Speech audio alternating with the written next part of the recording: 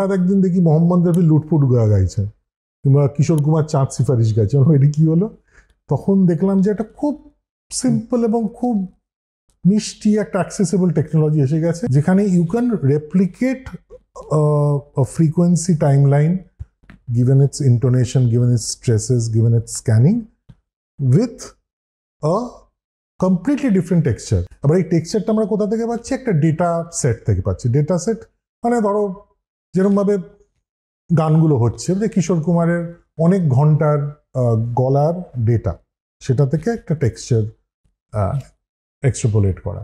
একইভাবে এখানেও সেম, প্রথমে একজন একটা বেস ভয়েসের ডাবিংটা, সেই বেস ভয়েসটা has to be closest to the voice you are recreate, throw, style, scanning ইত্যাদি ইত্যাদি। মানে মোহাম্মদ রফির যদি গান আপনাকে করতে হয় এআইতে recreate, ideal would be to take someone who exactly can copy Mohammad Rafi and do the base voice.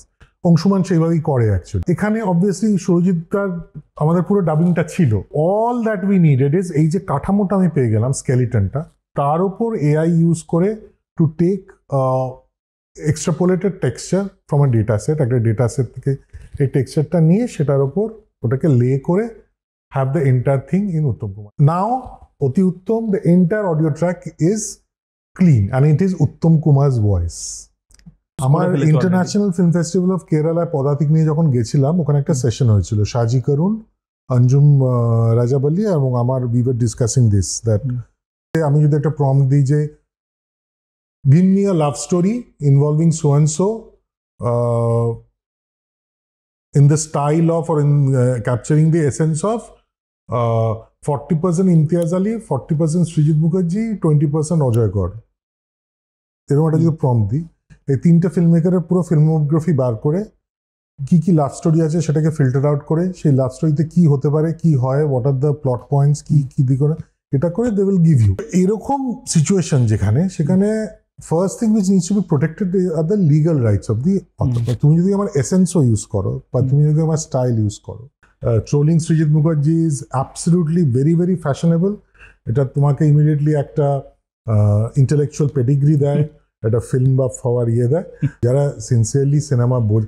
In fact যেরকম ট্রোলিং হচ্ছে, অ্যান্টি ট্রোলিংও হচ্ছে, যে অনেকে এক্স্যাক্টলি এই কথাটা দিয়ে ফেসবুক স্ট্যাটাস দিচ্ছে জাস্ট গালাগালি দেওয়ার জন্য, বা জাতে ওঠার জন্য, বা ফিল্ম বাফ হওয়ার জন্য।